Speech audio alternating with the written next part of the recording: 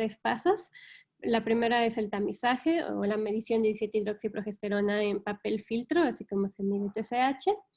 El estudio confirmatorio o el estándar de oro es el test de estimulación con ACTH, que desgraciadamente en México no lo tenemos, entonces tenemos que guiarnos con los niveles de esteroides, de 17-hidroxiprogesterona y los otros metabolismos y la evolución de estos y el cuadro clínico de la crisis salina o no crisis salina.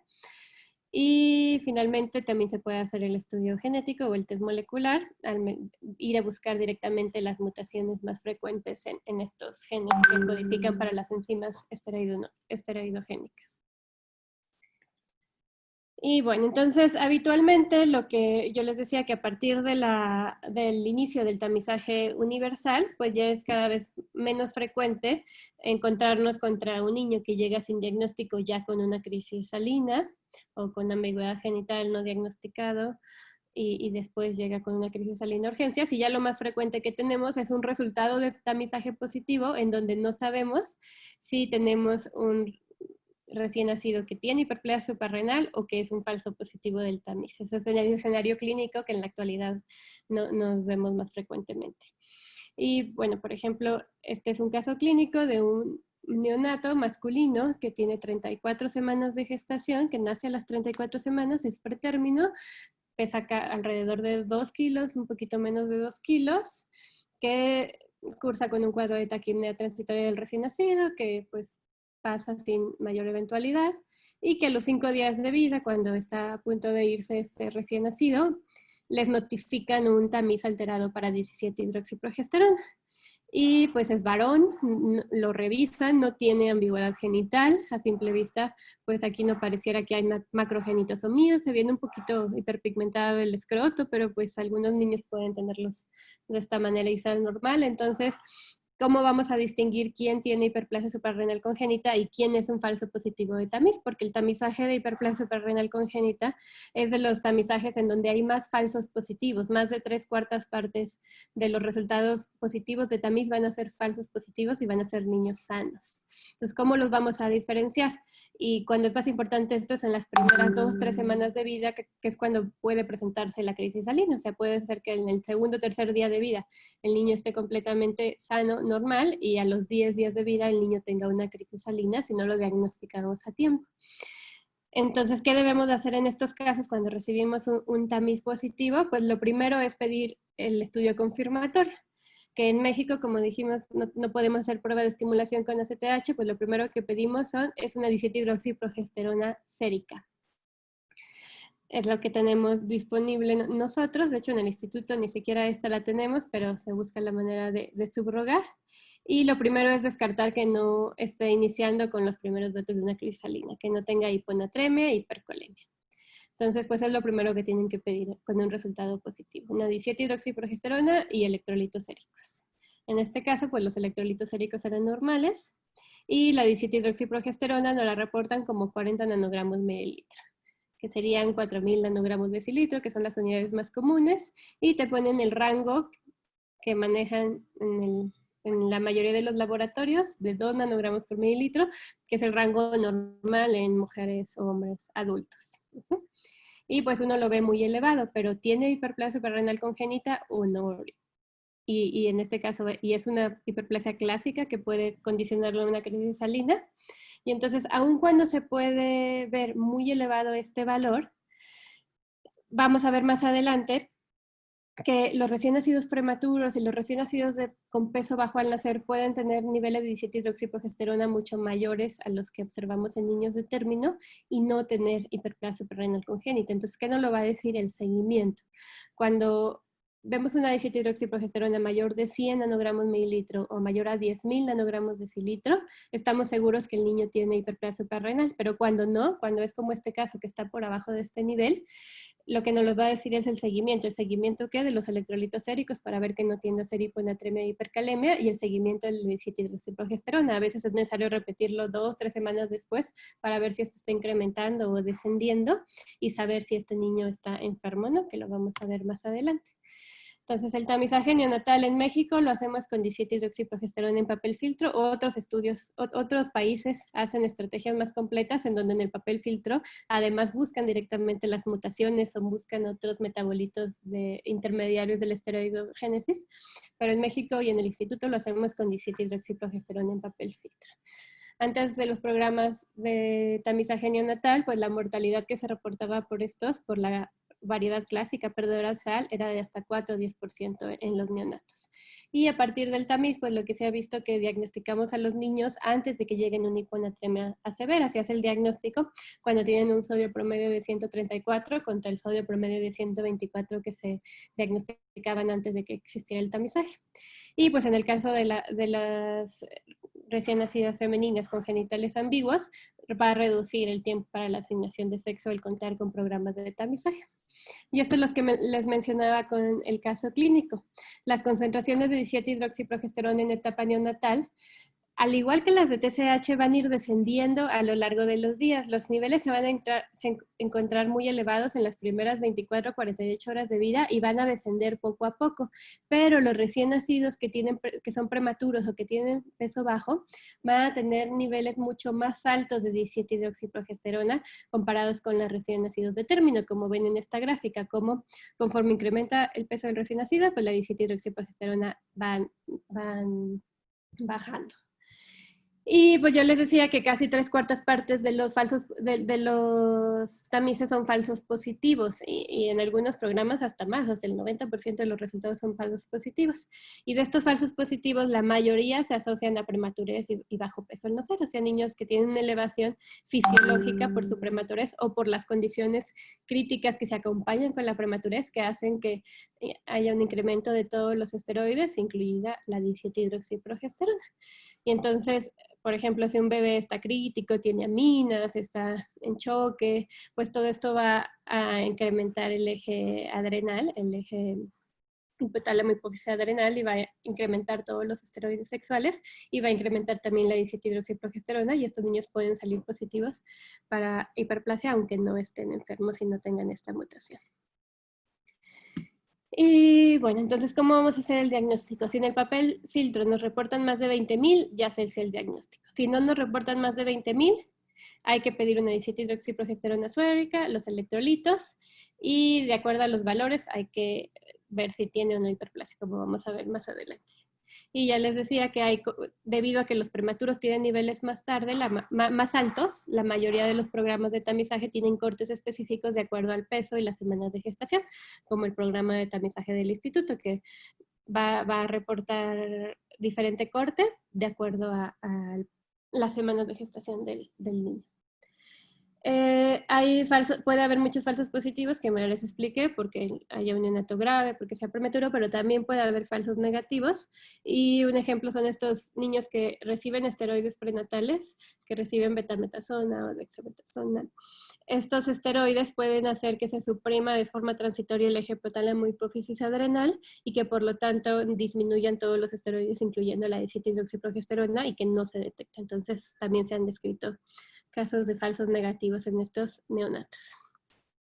Bueno, aquí lo que vemos son los cortes del IMPER, y entonces aquí vemos, no es por semana de gestación, perdón, es por peso, como pues el corte va a depender del peso del neonato, y los de menos 1.5 tienen casi el doble de corte de los de más de 3 kilos. Y del lado derecho ven otros programas de otros países, por ejemplo, Nueva Zelanda, Tokio, el de abajo creo que es Brasil. Y así hay muchos programas que cada uno tiene sus cortes, y se fijan, varían mucho entre ellos. Todavía no hay un consenso sobre cuál es el mejor corte para los recién nacidos prematuros, pero todos tienen un corte mayor para los recién nacidos prematuros. Y bueno, aquí están, recordar que las cifras que te marca el tamiz metabólico, tanto para TSH, para 17-hidroxiprogesterona, en general para la mayoría de las sustancias hormonas, la concentración que te dan en papel filtro no va a ser equivalente a la concentración en sangre o en suero. Entonces hay que tomarla directamente en suero para confirmar, o hay que hacer la conversión para estimar los valores séricos, como viene abajo. Y bueno, entonces se recomienda, al igual que con TSH, que se tome la muestra hasta después del segundo día de vida. El tiempo ideal es el segundo o quinto día de vida. Y pues les decíamos que en México hacemos nada más la medición de esto con la técnica de un paso, y todos los que están alterados ya les pedimos estudio confirmatorio. Pero en otros países, a los que están alterados les hacen un segundo paso donde ya buscan las mutaciones directamente o miden los otros esteroides. Pero eso no lo tenemos en México. Y bueno, los casos positivos, como veíamos en el caso clínico, pues lo primero que se les va a pedir es una 17-hidroxiprogesterona en suero. Se pueden pedir electrolitos séricos, de hecho se deben de pedir electrolitos séricos lo antes posible. Y una gasometría venosa, aunque cualquier duda de que pueda cursar con una crisis salina. Entonces esto nos va a descartar el cuadro típico de la hiperplasia, que es acidosis metabólica, hipoglucemia, aquí me faltó glucosa sérica, y hiponatremia o hipercalemia. Si además se tiene disponible, pues lo ideal sería pedir también cortisol y ACTH, y entonces en las formas clásicas lo que veríamos es un cortisol menor a 3 microgramos de decilitro, un cortisol bajo, y una ACTH muy elevada, mayor a 50, 60 picogramos por mililitro.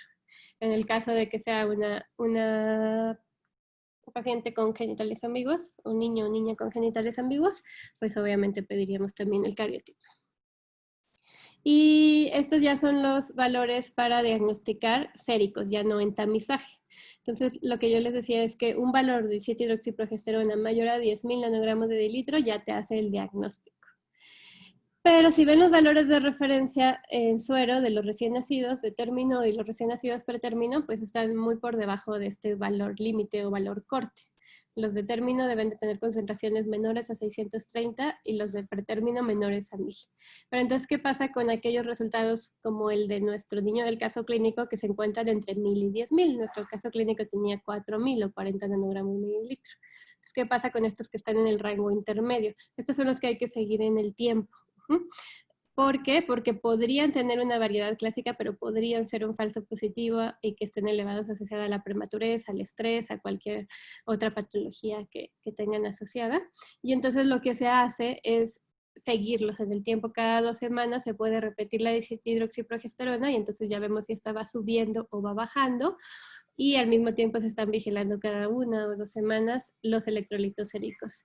En caso de que presente hiponatremia y hipercalemia, pues ya haríamos el diagnóstico, o de que la 17-hidroxiprogesterona vaya elevada. Pero no es tan sencillo hacer el diagnóstico a veces con los primeros estudios, sobre todo cuando no hay datos clínicos en los varones. Cuando es una mujer y tiene genitales ambiguos, pues ya es muy obvio el diagnóstico, pero cuando es un varón y no nos queda claro que tenga macrogenitosomía y está en este rango intermedio, pues hay que seguirlo en el tiempo para estar seguro si lo tiene o no. Y lo que muestra la gráfica de la derecha es que dependiendo de la severidad de la deficiencia enzimática, los niveles de 7-hidroxiprogesterona van a cambiar. Por ejemplo, las formas de las clásicas decíamos que había la forma perdedora de sal y la forma virilizante simple, donde hay incremento de los andrógenos, pero no hay una crisis salina. Entonces, si se fijan, pues las formas perdedoras de sal van a tener niveles de 7-hidroxiprogesterona mucho más altos. Después van a tener las fórmulas virilizantes simples, y las que van a tener concentraciones más bajas son las formas no clásicas, que eran las que se manifestaban en la infancia o en la adolescencia, por ejemplo con pubertad precoz o con otros datos, y que no son el objetivo del tamizaje porque estos no requieren tratamiento en la etapa neonatal. Solo las primeras 2 formas son las que requieren tratamiento en la etapa neonatal. Y bueno, este es un algoritmo que sirve más después de la etapa neonatal. Y pues esto de que ejemplifica lo que les decía. Cuando vemos valores séricos mayores a 10.000, ya sabemos que es una forma clásica. Cuando los niveles están, aquí marcan menor a 200, pero en el caso de los neonatos sería menor a 630 en recién nacidos de término o menor a 1000 en pretérmino, pues estamos seguros que no la tienen. Pero cuando está este rango intermedio, podría tener una forma no clásica, una forma clásica o ser sano. Y generalmente lo que hacen en otros países para salir de la duda es hacer una prueba de estimulación con ACTH. Entonces se inyecta ACTH de forma intravenosa, se vuelve a medir la 17-hidroxiprogesterona a la hora, y entonces ya podemos distinguir entre las 3 variedades y saber quién se va a tratar y no. Pero pues desgraciadamente en México no tenemos ACTH, y lo que hacemos es estar haciendo 17-hidroxiprogesterona seriadas y midiendo los electrolitos séricos de forma seriada, como les comentaba, para poder estar seguros del diagnóstico. Y bueno, y revisando clínicamente, pues si hay alguna alteración a nivel de genitales que ya nos haga el diagnóstico. Bueno, y eso fue en cuanto al diagnóstico. Vamos a ver ahora, una vez que ya lo confirmamos, cómo se va a dar el tratamiento. Entonces, en todas las formas clásicas, no importa si es perdedora de sal o si es virilizante simple, se debe de dar reemplazo glucocorticoide y mineralocorticoide. ¿Por qué? Sí, ¿por qué también en las formas virilizantes simples? Porque estos niños, aun cuando la deficiencia enzimática no es tan severa para causarles una crisis salina en una situación normal, sí pueden llegar a tener crisis salina en situaciones de estrés, como una enfermedad febril o algún estrés físico que presente, no sé, alguna cirugía de urgencia, cualquier cosa. Y entonces deben de estar reemplazados, por lo menos en los primeros meses de vida, también con mineralocorticoide para evitar una crisis salina. ¿Y cómo se da el reemplazo? Lo ideal es darse como hidrocortisona en tabletas, que es la única presentación. Las soluciones no se recomiendan porque, al igual que las soluciones de levotiroxina, no son muy estables, no duran mucho tiempo, entonces se recomienda darlo en tabletas trituradas de hidrocortisona y se calcula sacando la superficie corporal del niño y dando 10 a 15 miligramos metro cuadrado día dividido en 3 dosis. Pues en México, como ustedes saben, tampoco tenemos hidrocortisona en tabletas, solo tenemos hidrocortisona vía oral. Y pues entonces se trata de conseguir hidrocortisona en tabletas, que este es un poquito más fáciles de conseguir en las presentaciones importadas en algunos lugares, aunque no en cualquier farmacia. O la otra opción, que es lo que hacemos muchas veces en el instituto cuando no la tenemos, es dar otro esteroide de mayor potencia, como por ejemplo prednisolona o prednisona. Y nada más recordando que la prednisolona es 4 veces más potente que la hidrocortisona y entonces la dosis que te da hay que dividirla entre 4 para hacer el equivalente de prednisolona. Y lo ideal es cuando se pueda hacer el cambio de hidrocortisona. ¿Por qué? Porque se ha asociado que el uso crónico de esteroides más potentes que la hidrocortisona, como la prednisolona, va a impactar a lo largo el crecimiento lineal o la estatura final del niño. Entonces se recomienda en cuanto se pueda buscar esteroides de menor vida media o de menor duración, como la hidrocortisona. Y bueno, se debe dar también reemplazo mineralocorticoide, como decíamos, y esto se hace con fludrocortisona. Las tabletas que se consiguen en México, que tampoco son tan fáciles de conseguir, vienen de 0.1 miligramos, y pues la dosis que se recomienda son 0.05 miligramos a 2 en 1 o 2 dosis, divididas en 1 o 2 dosis. Y bueno, se recomienda a estos niños también suplementarlos con sal. Estas dosis son las que daríamos a un niño de término, 17-34 mil equivalentes kilo día, pero que equivaldrían más o menos a darle 6 mil equivalentes kilo día hasta 12 mil equivalentes, dependiendo el niño y la variedad, de sal de cloruro de sodio o sal normal. Recordar que cada gramo de sal tiene 17 o 18, entre 17 y 18 mil equivalentes de cloruro de sodio, pues. Y bueno, ¿cuáles son las metas del tratamiento? Las metas es suplementar de forma suficiente el cortisol y la aldosterona para evitar que tenga que haber una elevación de ACTH y por lo tanto una estimulación de la glándula suprarrenal y una desviación de los metabolitos intermediarios hacia la producción de andrógenos. Entonces, las metas son disminuir el epiandrogenismo, evitar las crisis salinas al suplementar el mineralocorticoide y evitar también hipoglucemias al reemplazar el hipocortisolismo y pues evitar sobretratar, porque si damos unas dosis excesivas o no fisiológicas de esteroides, a la larga vamos a causar pues otros problemas como por ejemplo talla baja final. O por ejemplo, mayor riesgo de osteoporosis en el futuro, entre otras cosas. Lo que les decía, preferir esteroides de acción corta como la hidrocortisona y no esteroides de acción larga como dexametasona, como prednisona. Y bueno, decíamos que la talla final de estos niños va a depender de que no hayan recibido, o sea, que hayan recibido una dosis correcta de esteroides. Si damos muy poco, pues va a haber exceso de andrógenos, el exceso de andrógenos va a adelantar la edad ósea, va a cerrar prematuramente los cartílagos de crecimiento y estos niños van a tener talla baja.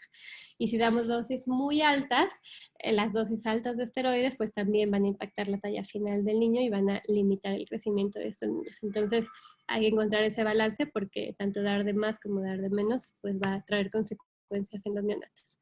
Y estos deben de estarse vigilando entonces con qué, con la velocidad de crecimiento sea normal, que la edad ósea vaya acorde a su edad, que no esté adelantada o atrasada, con niveles de andrógenos, dijimos que la idea es que estén pues en rangos normales, que no estén elevados los andrógenos, con electrolitos séricos para ver que no hay hiponatremia y hipercalemia, y con 17-hidroxiprogesterona. Es muy difícil en estos niños normalizar la 17-hidroxiprogesterona, entonces el objetivo no es normalizarla, sino tenerla más o menos en estos niveles. Dijimos que lo normal en niños son menos de 600, en neonatos es menos de 1000, pero ya en niños mayores, o sea, ya fuera de la etapa neonatal, lo normal es 200. Entonces, no los llevamos a niveles normales porque si hacemos esto les damos dosis excesivas de esteroides, pero las tratamos de mantener en este rango, entre 400 y 1200, y eso generalmente es suficiente para evitar crisis salina y disminuir los niveles de andrógenos. Si se puede, también se debería de medir el radioaldosterona y la actividad plasmática de renina para ver que la dosis de mineralocorticoide sea correcta. Si está muy aumentada la actividad plasmática de renina, pues es una indicación de que la dosis de mineralocorticoide que estamos dando es insuficiente. Y bueno, hay que recordar acerca de las dosis de estrés. Generalmente a estos niños se les tiene que poner una identificación médica y los papás tienen que saber que siempre que tienen algo que incrementa el estrés fisiológico en ellos, deben incrementarse las dosis de esteroide. Y entonces se recomienda que en enfermedades febriles, en gastroenteritis y deshidratación, cirugías, anestesias generales y traumas mayores, se incremente la dosis al doble, al triple o inclusive más alta. En enfermedades febriles se dice que generalmente por arriba de 38 grados, de 38 grados se dé un doble de la dosis, por una enfermedad bacteriana seria o fiebre por arriba de 39 grados se debe dar el triple de la dosis, o sea, si damos 12 miligramos metro cuadrado de dosis fisiológica, pues sería dar 25 a 37 miligramos metro cuadrado, y en casos de cirugía, de anestesia general o de trauma, pues se recomienda incrementar la dosis hasta 50 a 100 miligramos metro cuadrado, poner una dosis única antes de la cirugía, por ejemplo, y después mantener esta dosis de 50 a 100 miligramos metro cuadrado día de mantenimiento hasta que haya pasado el estrés. O sea, generalmente es suficiente 24, máximo 48 horas, hasta que ya el recién nacido o el niño o el que haya tenido el estrés crítico pueda volver a tolerar la vía oral y ya no estar en estrés. Y entonces ya se puede reducir gradualmente la dosis hasta mantener la dosis de mantenimiento. ¿Qué pasa cuando no se hizo un diagnóstico a tiempo o cuando sí se hizo un diagnóstico a tiempo, pero por alguna razón no se dio el tratamiento de forma correcta y ya llega el recién nacido, el neonato o el niño más grande con una crisis adrenal? Pues lo primero es tratar esa crisis adrenal. Entonces, los niños que pueden llegar con datos de choque y requerir cargas de solución salina. Tratar de reponer, cuando están en choque, tratar de usar soluciones isotónicas, no soluciones hipotónicas. Entonces resucitar o con cargas de salino o incluso se puede usar solución mixta como solución salina al 0.9 con glucosado al 5, porque muchas veces estos niños también llegan con hipoglucemia, no nada más con hipovolemia. Y en cuanto identificamos crisis adrenal, inmediatamente incrementar la dosis hasta 100 miligramos metro cuadrado día. Se pone una dosis única de 100 miligramos metro cuadrado dosis única y después una dosis de mantenimiento igual. Y bueno, estas son en la tabla vienen como las dosis sugeridas si no tenemos el peso del paciente. En general para un neonato pues se le pueden poner 25 miligramos de hidrocortisona como dosis única y después dividir esto en mantenimiento. Si es un prematuro, pues hay que ajustarlo a la superficie corporal y poner 100 miligramos metro cuadrado de superficie corporal. Y bueno, esto en cuanto a las formas clásicas, en cuanto a las formas no clásicas, son las que se presentan no en la etapa neonatal, sino en la etapa en la infancia tardía o en la adolescencia. Y estas solamente se van a tratar aquellas que causen síntomas. ¿Qué síntomas? Lo que decíamos, pubarca temprano, pubertad precoz. O si vemos que la edad está muy adelantada asociado a esos síntomas, o ya en adolescentes, por ejemplo, que tengan datos de virilización, que tengan alteraciones menstruales, elevación de andrógenos, acné, hirsutismo y datos clínicos de exceso de andrógenos. Entonces, ¿cómo se tratan? Pues estos casos solo se van a tratar con glucocorticoide, aquí no es necesario dar mineralocorticoide.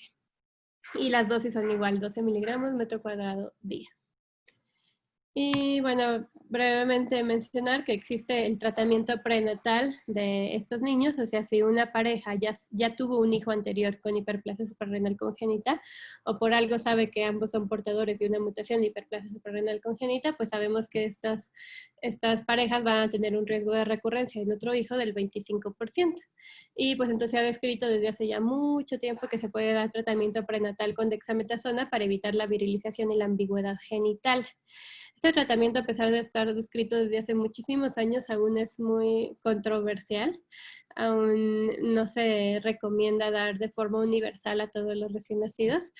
Y cuando se da, se recomienda hacerlo dentro de protocolos de investigación y en centros en donde se tenga capacidad de identificar rápidamente el sexo fetal, haciendo, por ejemplo, un ADN libre en sangre fetal, en los centros donde pueden hacer esto para identificar el género, del recién nacido, digo, del feto, de forma muy, muy temprana, y así cuando sea un feto masculino que no requiera del tratamiento para evitar la ambigüedad genital, no se le dé por más tiempo el glucocorticoide. ¿Por qué? Porque se ha descrito que la exposición prenatal a glucocorticoides, sobre todo los de acción larga como la dexametasona, pues se pueden asociar algunas alteraciones neurológicas, incluso psiquiátricas, por lo que es todavía controversial utilizarlos en la etapa prenatal. Entonces, cuando se utiliza, pues se tiene que utilizar de forma temprana. Ahorita vamos a ver trastornos de diferenciación sexual y vamos a ver cómo la diferenciación sexual ocurre entre la 7ª y 12ª semana de gestación. Entonces, si iniciamos muy tarde, pues ya no va a ser útil, ya no vamos a evitar la ambigüedad genital. Generalmente se trata a las madres pues lo antes posible en cuanto se enteran del embarazo y se trata de obtener pues el sexo del neonato, porque a los niños se les puede suspender el tratamiento y a los fetos femeninos 46XX son a los que se va a continuar el tratamiento durante todo el embarazo hasta que podamos hacer una amniocentesis o una muestra de vellosidades coriónicas e incluso pueda corroborarse el diagnóstico o no con un diagnóstico molecular temprano en la etapa fetal y saber quién sí está afectado y quién no está afectado para poder continuar el tratamiento. Por eso se recomienda hacerlo como en centros especializados en donde se tengan pues las herramientas diagnósticas para hacer todo esto. Y bueno, pues se va a continuar hasta el final del embarazo, son aquellos fetos femeninos en que se confirme la mutación. Y bueno, el consejo genético, pues ya dijimos que si una familia tiene un hermano, bueno, tuvo un hijo que tuvo hiperplasia suprarrenal congénita, pues al ser una enfermedad autosómica recesiva, pues esta pareja va a tener un 25% de recurrencia en cada embarazo y pues la mitad de estos niños van a ser mujeres, entonces va a tener un riesgo de 8 o de 12.5% de tener un hijo con genitales ambiguos. En el caso de ya los niños que están afectados en el futuro, el riesgo de que tengan un hijo, pues hacer autosómica recesiva, para ellos tener un hijo con hiperplasia suprarrenal tendrían que casarse con un portador también de hiperplasia suprarrenal y la incidencia de portadores en la población general es de 1 por cada 60. Entonces, pues esto nos hace que estos niños tengan más o menos como un riesgo de 1 por cada 120 de posibilidad de tener un hijo. Entonces no sería tan común que ellos tuvieran un hijo, pero sí las parejas que tuvieron un hijo pues tienen riesgo de 25% en los hermanos. Y bueno, esto sería lo que nos faltó de hiperplasia suprarrenal congénita. ¿Hay alguna duda o algo que quisieran comentar hasta aquí? Hola, doctora, buenos días. Hola, bueno. ¿Eres Ale? Doctora, bueno, una vez tuve un caso de un bebé que, bueno, que sus papás tenían el antecedente de que habían tenido un hijo con hiperplasia suprarrenal congénita. Mi duda es, pues, por ejemplo, para evitar que se vaya o que pueda padecer, era un niño y pues clínicamente no tenía ninguna alteración. Pero para como no dejarlo ir a su casa hasta no saber si es portador, ¿me tendría que esperar hasta el tamiz o habría que hacer alguna prueba antes? La hiperplasia suprarrenal congénita es de las enfermedades que tenemos muy poco tiempo, entonces muchas veces cuando los tiempos de respuesta del tamizaje son muy lentos, pues a veces pueden llegar a tener una crisis salina estos niños antes de que venga el resultado del tamizaje. Entonces, no, si ya se tiene antecedente de que su hermano tuvo hiperplasia suprarrenal congénita, no se recomienda esperar hasta el resultado del tamiz, porque en algunos centros, o incluso en nuestro instituto, a veces esto puede tardar hasta 2 semanas, y estos niños desde la segunda semana pueden tener la crisis salina. Entonces, ¿qué se recomienda? Pues hacer el abordaje antes. ¿Cuándo? Pues deseamos que la 17-hidroxiprogesterona suba en las primeras 48 horas de vida también y después baja, por lo tanto el tamiz se recomienda entre el segundo y quinto día de vida. Entonces lo que podemos hacer en estos niños es a partir del tercer día tomar directamente el suero, la 17-hidroxiprogesterona y por lo menos una glucosa y unos electrolitos para tener el resultado de la 17-hidroxiprogesterona antes de que tengamos el resultado del tamiz, porque el tiempo de respuesta en suero de la 17-hidroxiprogesterona va a ser de 24 horas. Entonces, pues lo mejor es no esperar el tamizaje. Inmediatamente revisar al niño, si es varón no le vemos nada, pues pedir al tercer día de vida glucosa, electrolitos y 17-hidroxiprogesterona y iniciar el abordaje desde este. Si ya está normal, pues ya lo puedes dar de alta tranquilo. Si está elevada, en este rango intermedio en que todavía no puedes estar seguro, pues le puedes dar ya un seguimiento muy estrecho repitiéndola cada 1 o 2 semanas, al igual que los electrolitos. Y bueno, ya hacer el diagnóstico en caso de que saliera muy elevada. Gracias, doctora. Por nada. ¿Alguien más tiene alguna duda?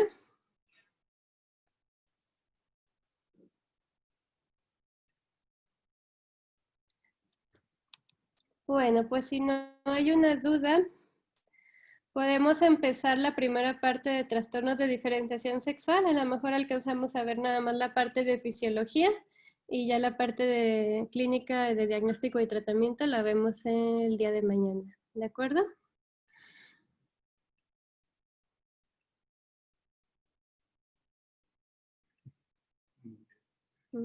Bueno, supongo que están de acuerdo. Vamos a empezar entonces, trastornos de diferenciación sexual. Me pueden interrumpir si quieren que pare en alguna diapositiva o tienen alguna pregunta a la mitad de la presentación, ¿eh? Bueno, entonces nada más recordar la definición de trastornos de diferenciación sexual. Y pues se va a considerar un trastorno de diferenciación sexual cualquier condición congénita donde va a haber una inconsistencia entre el sexo cromosómico, el sexo gonadal y el sexo anatómico. Y si se fijan, esta definición es muy amplia. Aquí van a entrar desde los síndromes de Turner, Klinefelter, insensibilidad completa a andrógenos, y van a entrar muchas condiciones en donde no hay ambigüedad genital, pero sí hay esta inconsistencia entre el sexo cromosómico gonadal y el sexo fenotípico. Y bueno, pues ustedes recordarán que el sexo cromosómico pues se va a definir desde el momento de la fertilización.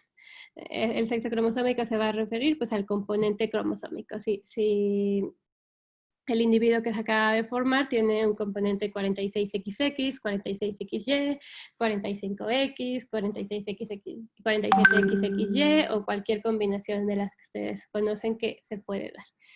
Y en cambio el sexo gonadal se va a definir hasta la 7ª semana de gestación, más o menos entre la 6ª y 7ª, pero en la 7ª ya está bien definida si la gónada bipotencial se convirtió en testículo o se convirtió en ovario. Y pues en este momento se va a definir el sexo gonadal, por lo tanto.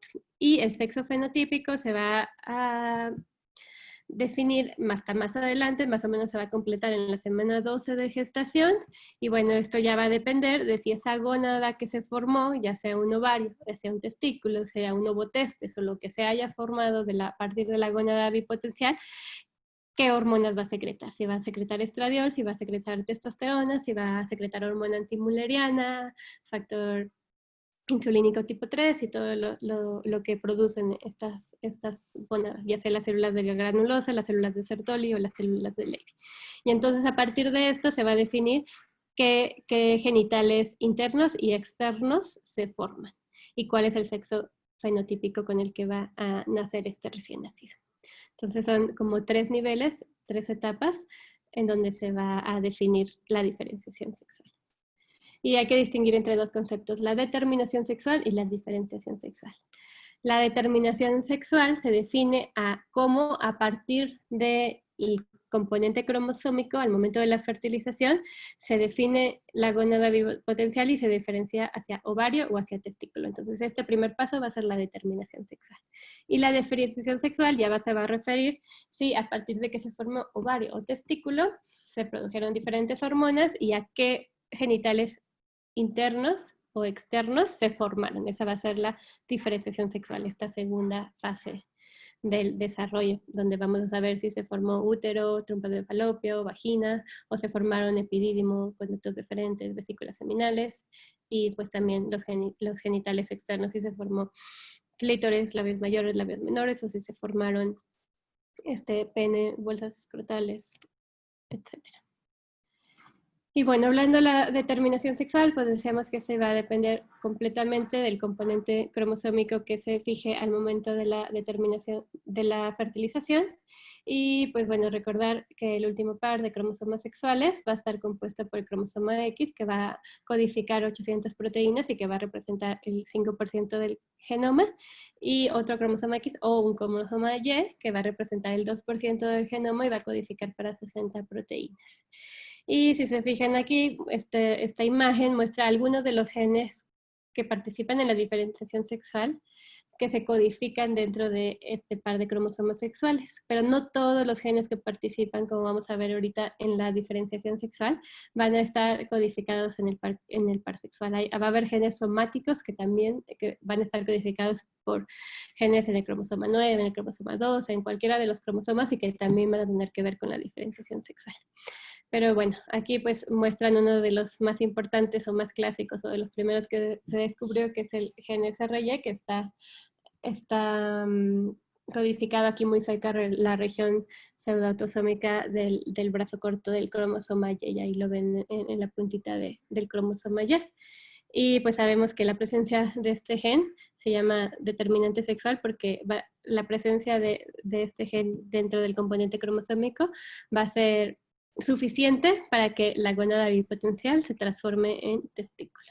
En cambio, no hay así un gen determinante ovárico que sea suficiente para que la gónada bipotencial se transforme a ovario. Y si se fijan, este proceso de determinación sexual no es nada sencillo. Antes solo se conocía el gen SRY, pero vean todos los genes que se han descubierto poco a poco y que tienen que ver con el proceso. Entonces, si se fijan, todos estos genes pueden fallar. Puede haber falla a nivel de muchos genes del cromosoma sexual, pero también de genes codificados o localizados en cromosomas somáticos. Y pues cualquiera de estas alteraciones puede desencadenar una disgenesia gonadal, por ejemplo, o una formación incorrecta de la gónada. Más o menos hasta la quinta semana de gestación, pues el feto, el embrión más bien, se va a diferenciar de forma indistinta en las mujeres y en los varones. A partir de la sexta semana de gestación va a empezar la migración de las células germinales, y ahí es cuando va a empezar a haber diferencias entre varones y mujeres. Y en la séptima semana de gestación, finalmente ya a partir de qué genes se expresaron, a partir del componente cromosómico que cada individuo tiene, se va a diferenciar la gónada bipotencial en testículo y ovario. Y en la séptima semana de gestación ya sabemos qué de estas dos gónadas se forman. Hablando de la determinación sexual del testículo, como dijimos, ya hay muchos genes. Todos estos que están aquí, pues no tiene ningún caso que se los aprendan. El más clásico que decíamos y el primero que se expresa para saber que se va a diferenciar la gónada hacia un testículo es SRY. SRY es un factor de transcripción, y es un factor de transcripción que su principal función va a ser la expresión de la proteína SOX9. Y SOX9 es otro factor de transcripción que va a regular su propia transcripción y que va a encargarse de que la gónada bipotencial se diferencie hacia testículo al estimular la producción de las células de Sertoli, y en lugar de las células de la granulosa, como sucede en el ovario. Y entonces, este gen también es muy, muy importante. Este no se codifica en el par sexual, este está codificado en un autosoma. Y pues, se fijan, todas las vías convergen en él. sea DAX1, que es un factor de transcripción importante también para la función adrenal y por la función testicular, NRC5A1, que también es un factor de transcripción que tiene que ver con la formación de las glándulas suprarrenales, de la hipófisis y también del testículo. Entonces todos ellos van a estimular la producción de SOX9, que va a ser a fin de cuentas el efector más importante de la formación del testículo y el efector más importante del desarrollo de las células de Sertoli.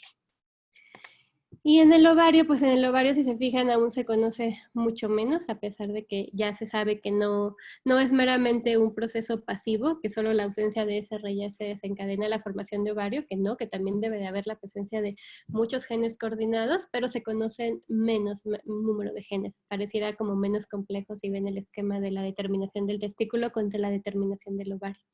Y bueno, aquí los más importantes son estos que se ven aquí, la respondina 1, la CTNB1, que es la beta-catenina, WNT4, FOXL2, todos estos.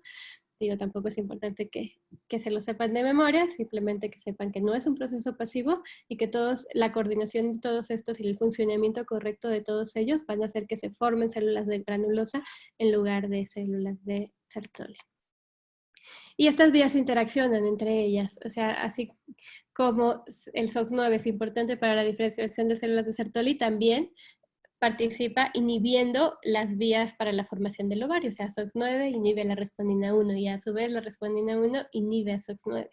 Y así pues tienen que estar todas íntegras para que no haya una falla en el proceso, porque cualquier falla o cualquier mutación de estos genes que observamos aquí pues va a desencadenar o una disquinesia gonadal o un trastorno ovotesticular o donde va a haber una mezcla de células de ovario y testículo y va a haber células de granulosa al mismo tiempo que hay células de Sertoli, o va a haber una estría gonadal en donde ninguna célula se formó de forma correcta. Entonces todas estas fallas, pues a fin de cuentas se van a traducir finalmente como ambigüedad genital en el recién nacido. Y bueno, esto es como un resumen, como pues todos los genes tienen que estar íntegros para que finalmente se forme una gónada normal, un ovario o un testículo. Y bueno, en el caso de que ya se formaron, pues ahora sí va a seguir la diferenciación sexual, que es la segunda parte del proceso, donde en el ovario las células granulosas van a empezar a producir estradiol y esto va a llevar a un desarrollo de células foliculares normales y al desarrollo de los folículos ováricos, más bien.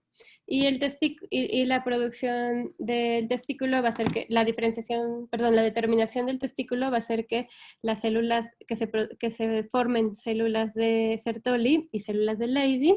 Las células de Sertoli básicamente van a secretar hormona antimülleriana, la cual va a ser la responsable de la regresión de los conductos de Müller, y las células de Leydig van a ser la responsable de la producción de testosterona y la diferenciación de los genitales internos y externos, como lo vamos a ver más adelante. Permítanme 30 segundos porque se me va a apagar mi computadora porque no tengo cargador.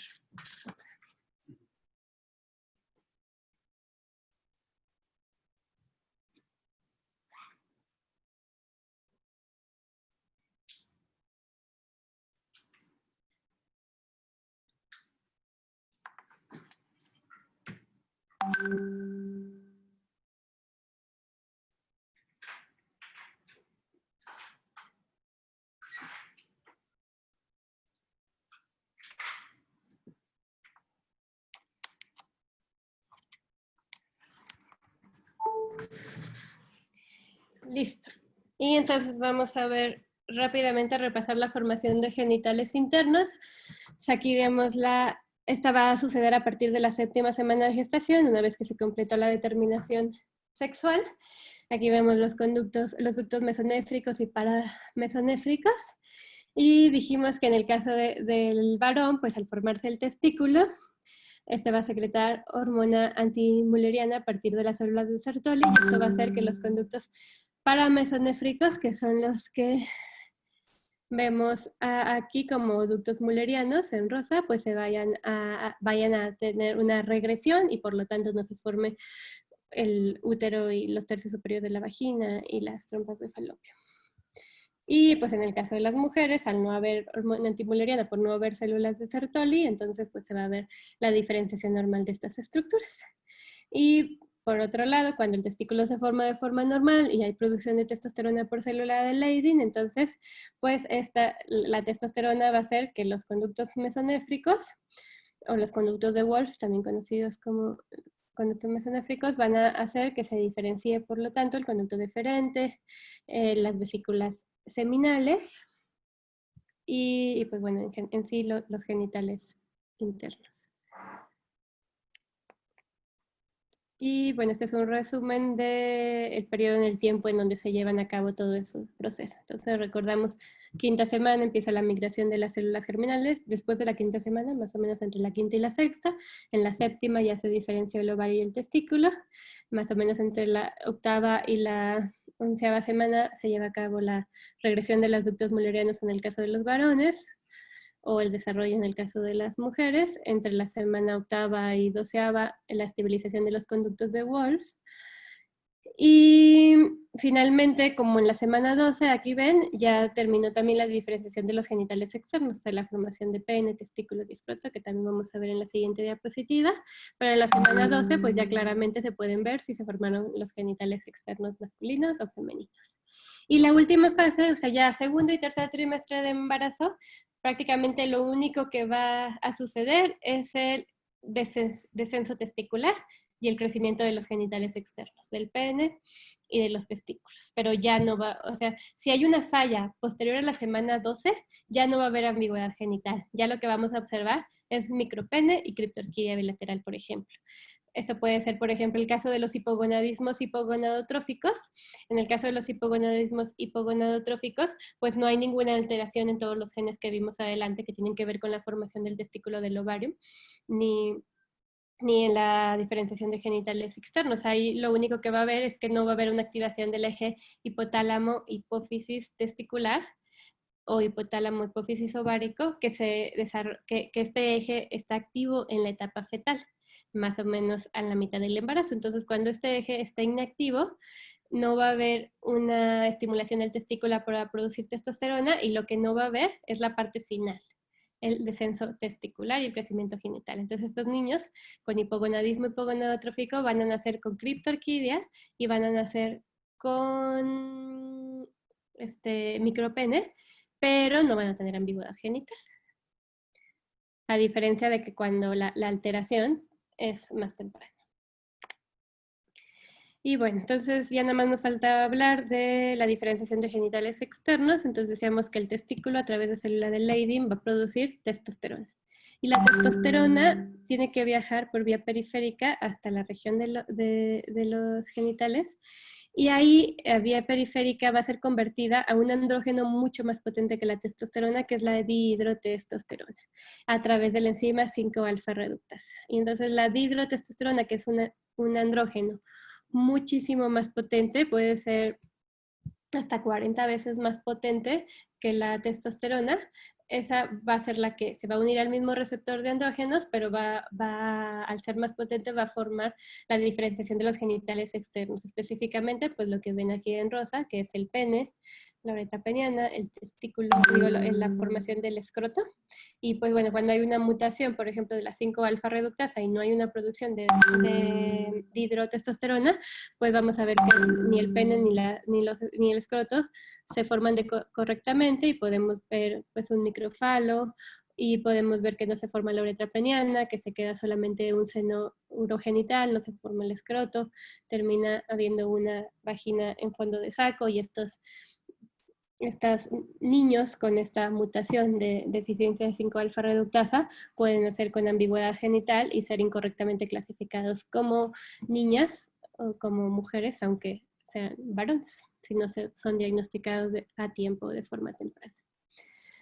Y pues bueno, entonces recordar, testosterona tiene que ver más con formación de genitales internos. Sin útero lo que va a hacer es que se diferencien los conductos de Wolff en epidídimo, conductos deferentes y vesículas seminales.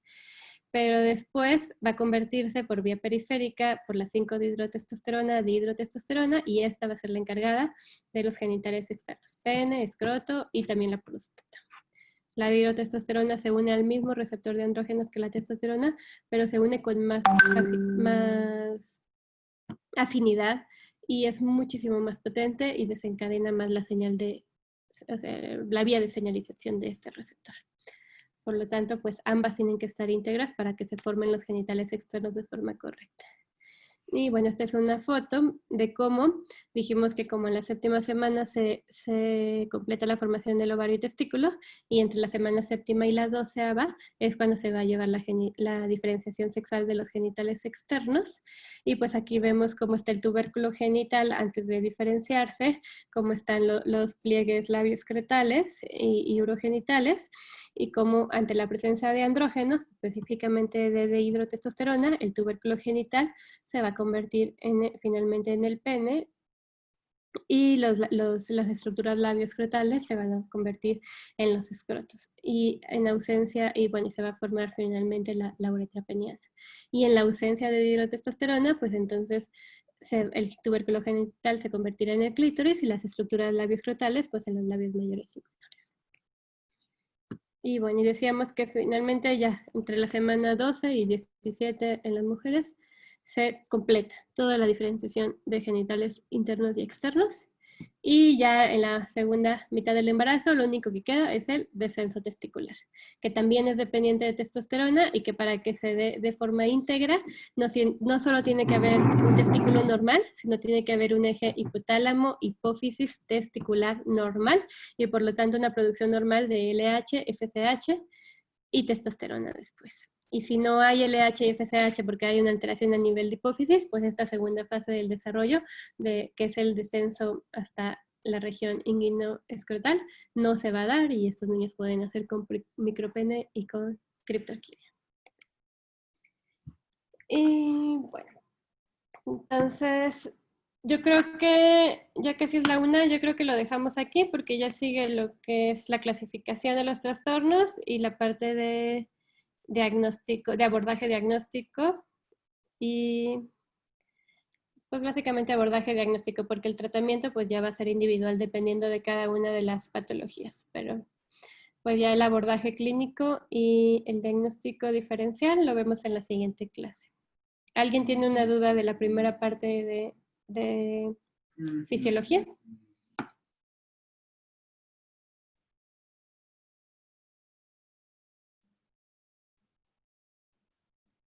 ¿No? ¿Nadie? ¿Nadie?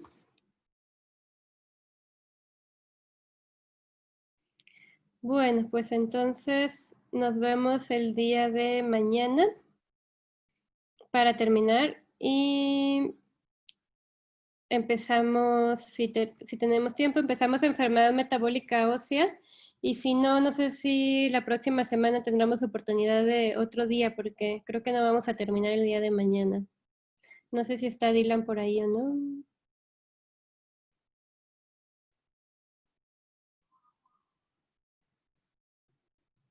No, parece que no. ¿Alguien sabe cuándo empieza el siguiente módulo?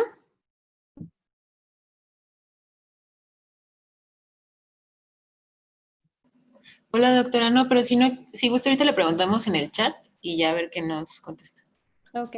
Bueno, entonces nos vemos mañana, y mañana me dicen si podemos ver la última clase o cualquier día de la siguiente semana. ¿De acuerdo? Bueno, pues ya sería todo entonces. Nos vemos mañana a la misma hora, a las 12. Hasta luego.